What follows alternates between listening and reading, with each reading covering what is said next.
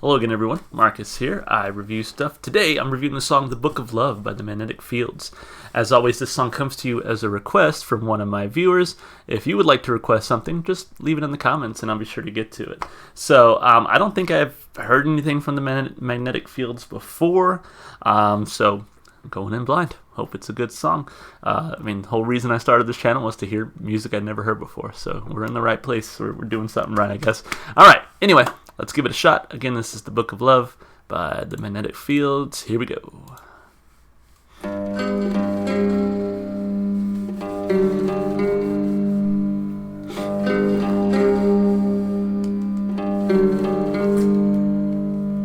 The book of love is long and boring. No one can lift the damn thing. It's full of charts and facts and figures and instructions for dancing. But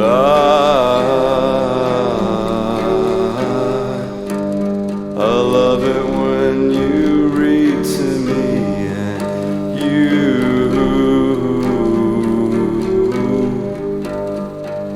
can read me anything.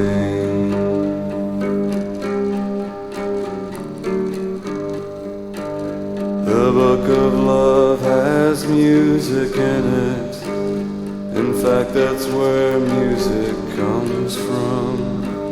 Some of it is just transcendental. Some of it is just really dumb.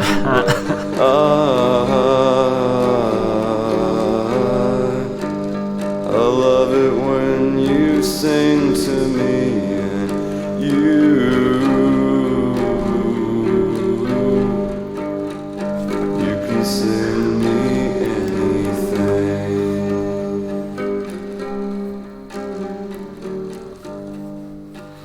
The book of love is long and boring and written very long ago. It's full of flowers and heart-shaped boxes and things we're all too young to know. But I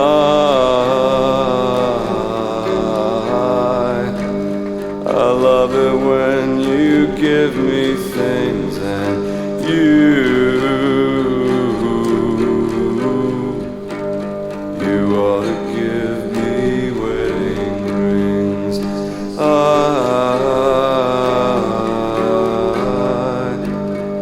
love it when you give me things and you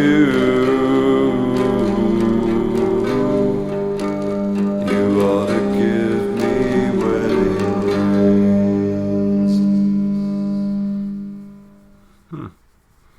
Short and sweet. Sorry about that. This little fecker kept attacking me when I was trying to listen to this song. I'll play with you after I record this, okay? I'll play with you after I record this. Alright, so it was a very simple song, short and sweet. I feel like he was barely even singing, but just more of like a spoken word thing. I thought it was a really cute song. There were definitely some parts in there that kind of made me smile and laugh, and I think it was definitely a refreshing take on a love song. So anyway, let's break the song down like we always do, of course, starting with the lyrics. So let's see. There is a little bit of background information here. I'm going to go ahead and read it. It says, arguably the most recognized song from the 69 Love Songs collection, The Book of Love is track 11 of Volume 1. Stephen Merritt sings a basic, timeless melody over a barely strummed guitar and light background vocals. Despite its conversational lyrical style and not entirely romantic vocabulary, who would ever think to use words like boring or dumb in an honest-to-goodness love song, the message of the song communicates how we tend to see love as cheesy or needless on the outside and absolutely essential on the inside. The song has been used countless times in TV shows and movies, and it got even more play after Peter Gabriel recorded a cover version for the film Shall We Dance in 2004. I don't think I've seen that movie. I don't think I've heard the cover version either. I have to look it up after this, but It was a nice song. So is the 69 Love Songs, is that by the Magnetic Fields, or is it more of like a collection from all different kinds of artists? I'm not too sure. I would assume it's a collection from different artists. Okay, yeah, let me see here. Okay. It does say 69 love songs by the minute, and it says the minute it fields here, but I mean, I don't know. That's a lot of songs about love, I guess. But anyway, let's take a look at it. So, lyrically, the book of love is long and boring. No one can lift the damn thing. It's full of charts and facts and figures and instructions for dancing. So when I first heard that just now, I was thinking like, you know, that sort of just describes love sometimes. Sometimes love is boring. You know, it's not always meant to be like exciting and just the most interesting things in the world. Sometimes love is finding the appreciation and the joy in those sort of mundane everyday things. So that's what I took from it, from this first part, but I'm kind of curious to see what the annotation says here.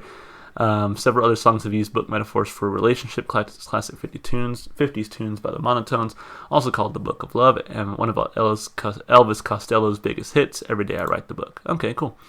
But I love it when you read to me, and you can read me anything. Again, just kind of finding joy in things that might otherwise seem mundane. The Book of Love has music in it. In fact, that's where music comes from. I loved that line. I just thought it kind of gave me the sense that music is made with love. And in a sense, I can definitely relate to that as someone who very obviously really loves music. Like, I truly do love music. I try to do anything I do, I have music on. I mean, I do this channel, first of all. When I work out, I have music. When I play video games, a lot of times I have music. When I'm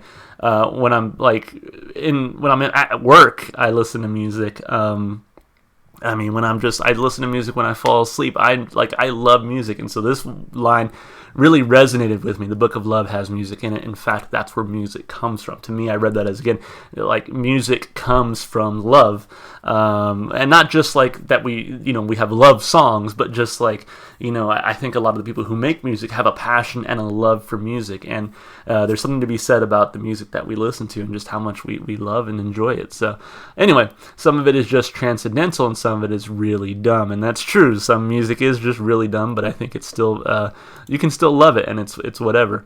In his typical dry fashion, Merritt expands on the two preceding lines with a very honest evaluation of love songs. He insinuates that some love songs are transcendental to the way we envision and idealize them, though some, like love itself, are just dumb. Yeah, cool. But I love it when you sing to me, and you can sing me anything. The Book of Love is long and boring and written very long ago. It's full of flowers and heart-shaped boxes and things we're all too young to know. I wonder if that heart-shaped box is a reference to Nirvana.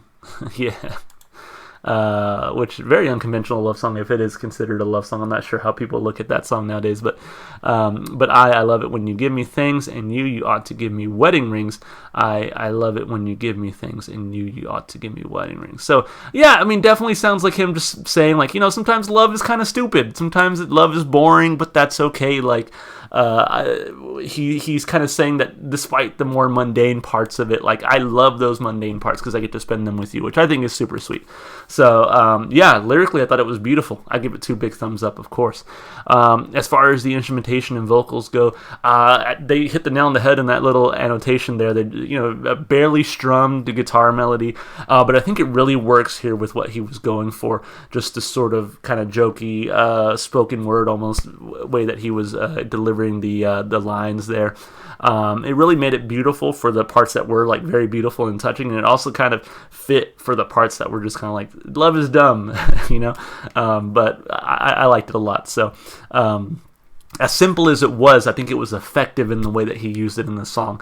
That and his vocal style as well, very dry delivery in a lot of ways, but again, I think it really fits with the message that he was approaching here in the song. So I give it 2 thumbs up, both instrumentally and vocally. As simple as it was, I think it was just, again, super effective for what he was going for in this one.